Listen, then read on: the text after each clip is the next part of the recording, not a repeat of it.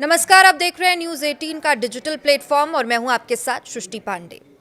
Commodity बाजार में रविवार 1 फरवरी को बजट से पहले कोहराम मच गया और सोने और चांदी की कीमतें लगातार दूसरे दिन भी क्रैश कर गई।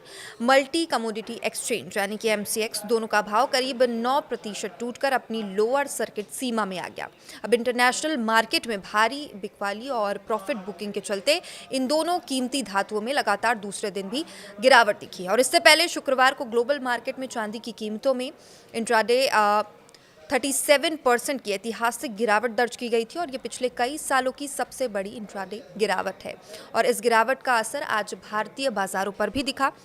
शनिवार की छुट्टी के बाद आज रविवार 1 फरवरी को बजट के दिन जब कमोडिटी बाजार खुला तो चांदी 9% तक टूट गई। एमसीएक्स पर चांदी के मार्च फ्यूचर्स का भाव 9% या करीब 26,273 रुपये टूटकर 2,65,652 रुपये के स्तर पर आ गया। अब सिर्फ चांदी ही नहीं बल्कि गोल्ड की जो प्राइसेस हैं यानी सोने के प्राइसेस उसने भी निवेशकों को तगड़ा झटका दिया है।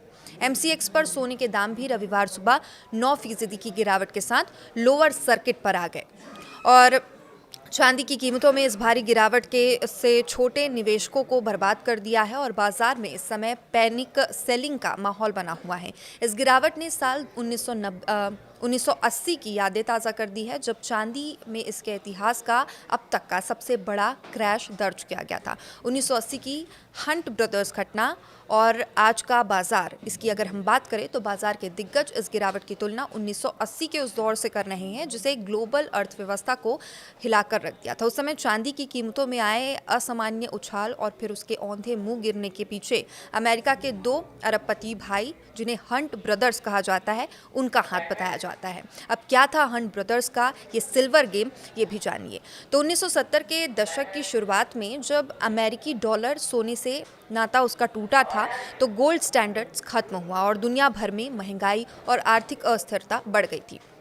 अब ऐसे में अमेरिका के अरबपति हंट भाइयों ने चांदी को सुरक्षित निवेश मानकर उसे खरीदना शुरू कर दिया, लेकिन देखते ही देखते निवेश दुनिया की सबसे बड़ी सट्टेबाजी में बदल गया। अब 1973 से 1979 के बीच इन दोनों भाइयों ने मिलकर इतना फिजिकल सिल्वर और फ्यूचर कॉन्ट्रैक्ट खरीदे कि दुनिया की कुल चांदी का 1/3 हिस्सा इनके कंट्रोल में आ गया।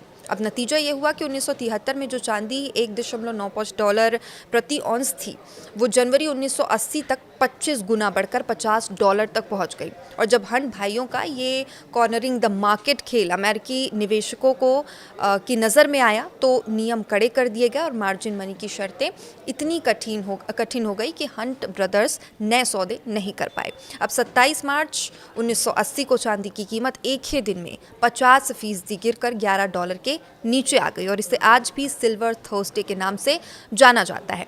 और अब आज के हालात की अगर हम बात करें तो मौजूदा समय में चांदी की चाल भी वैसी ही दिख रही है। पिछले 10 साल में चांदी 10 गुना और सोना 5 गुना बढ़ चुका है। अभी भी चांदी और सोना सस्ता नहीं है, लेकिन पिछले जो 10 साल है उसके मुकाबले अगर हम बात करें तो हालिया तेज़ी में इंडस्ट्रियल डिमांड और सोलर पैनल सेक्टर की मांग का तर्क दिया जा रहा था, लेकिन शुक्रवार की गिरावट से साबित हो गया कि बाजार में सट्टेबाजी का स्तर बहुत ऊंचा है।